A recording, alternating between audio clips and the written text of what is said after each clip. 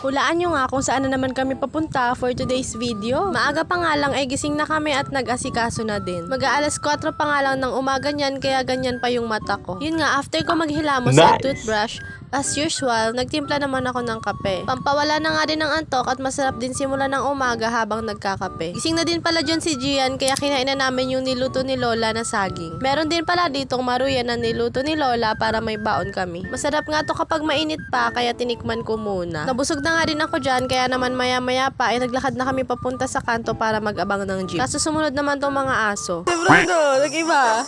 Sikal mo na sa'yo. Sikal mo. Mabuti na nga lang may dumaan ng tricycle kaya di na kami mag-aantay ng jeep. Turo lala! Yung nasakyan namin na tricycle, yun yung mga namamalengke. Pagdating namin sa sentro, sumakay naman ulit kami ng tricycle papunta sa BMC. Yes, tama, papunta ulit kami ngayon sa ospital. Banda dito nga pumasok ako sa loob kasi nag-CR. Dito nga ay lumabas ulit ako kasi dito ko inantay si Lola and dito din sila nagpipila. As you can see, maliwanag na and yung pila ay hindi pa masyadong mahaba. May mas ihahaba pa kasi yan maya-maya pa. Ang gagawin pala namin dito sa ospital ay magpapa-check up and kukunin na din yung results. 7 or 8 nga talaga yung start pero maaga pa lang ay nagpipila na para hindi abutin ng tanghali. Unahan talaga kasi. Habang nag-aantay nga ako dyan, naisipan ko naman kainin itong dala naming boiled egg at banana. Favorite ko talaga ang boiled egg lalo na kapag may kamatis. Banda dito pala ay pupunta ako sa kabilang building kasi pinapakuha sa akin ni Lola yung results sa ECG. Pumunta na nga ako doon at nag-elevator na para mapadali yung buhay ko. Pagpunta ko nga doon, madami ng tao nag-aantay kasi 8 pa daw pupunta yung doktor. Kaya naman bumaba ulit ako kasi 7 ako pumunta. Bago ako bumaba, pinirmahan muna ng nurse yung dala kong papel. And yun, balik na lang daw ako kapag 8 and bumaba na ako kasi wala naman akong gagawin doon. Bumalik na ulit ako doon pero hindi ako sa labas nag-antay. Dito na sa loob kasi andito si Lola and may electric fan din dito kaya mas better. Kinain ko na din dito yung dala naming chichirya kasi naboboring ako. Nagdala na nga kami kaysa bumili kasi sabi ko nga doble yung price ng mga bilihin dito kasi malapit sa ospital. Before 8 naman bumalik na ulit ako doon sa taas para kunin yung results kaya habang nag-aantay tamang food trip si ate mo. Sarap talaga tong popcorn na to.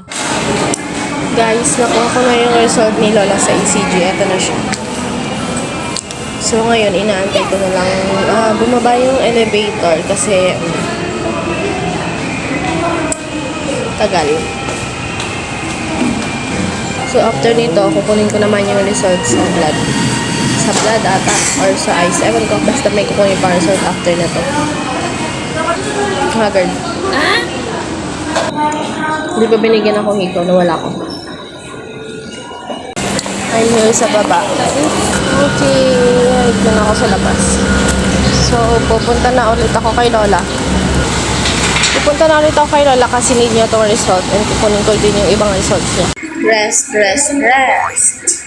Stay hydrated guys, kaya inom naman tayo ng tubig. Ewan ko kung ano yung pinapa-check upan dito ni Lola pero pinapasok ako saglit ng doktor kasi may pipirmahan daw. Lumabas naman ako and pinapasok ulit kasi iba na naman yung doktor na check up. After naman yan, pumunta ulit kami dito sa taas kasi magpapakuha daw si Lola ng dugo. And ako naman tamang antay lang dito sa Gedli habang nagpo-food trip. Medyo hindi na nga masarap kasi malamig na yung saging. Meron palang dalang mini fan si Lola, ngayon lang nilabas nung pauwi na kami. Napakainit na nga pero hindi ko alam kung bakit ganito yung sinuot ko. After ng lahat-lahat, nag-tricycle na kami papunta sa sentro. Magla-lunch na nito kaya sabi ni Lola kumain na lang daw kami sa McDo. Pagka-order ni Lola, naghanap na siya ng upuan at dinantay ko na lang yung order namin. In fairness sa McDo, napansin ko na palaging mabilis na sila mag-serve ng order. Pinalangoy ko na nga yan sa gravy kasi why not? Pero na-realize ko na hindi masyadong masarap kapag madami ang gravy kasi na-overpower yung chicken. Hindi din masarap kapag kulang kaya dapat sakto lang. Napansin ko din na medyo maalat na ngayon yung gravy nila. Siguro para tipid. Kayo ba, saan yung mas gusto? Sa Jollibee or McDo? Ako kasi may pagkain na mas gusto ko sa McDo and meron din naman sa Jollibee. Ang saya kumain sa McDo kasi lumaki talaga yung chicken nila or siguro depende sa branch kasi dun sa SM hindi naman gaanong lumaki. Grabe, naalala ko yung nag-viral na binuhusan ng Coke yung crew kasi wala na silang straw. Half rice lang to pero nabusog na din ako. Hindi naman kasi ako masyadong gutom kasi kumakain ako ng kung ano-ano dun sa ospital. After namin matapos akala ko uuwi na pero bibili muna pala si Lola ng prutas kasi ginagawa niyang shake. Madami din dito madadaanan ako kaya nagtingin-tingin na din kami kasi adikto si Lola sa ukay. Bumibili nga din ako ako dito kapag nasa mood lang kasi mahirap maghanap. Yung gusto ko nga dito yung mga naka-sale at mga naka-discount. Yung huli nga na nag-ukay ako, bumili ako ng dress pero nahirapan ako 3 hours ako naghanap. Nalibot ko na isa-isa yung mga ukayan nun and sa taas ng market ako nakahanap. Maganda din naman bumili sa online kaso minsan pare-pareho na yung design. Mabilis lang din naman kami doon and sakto naman may dumaan ng jeep papunta sa terminal. Nakakatawa nga kasi may mga pamaypay nakakapit. Kung nakaabot ka dito sa last part, thank you so much for watching. See you on my next mini vlog.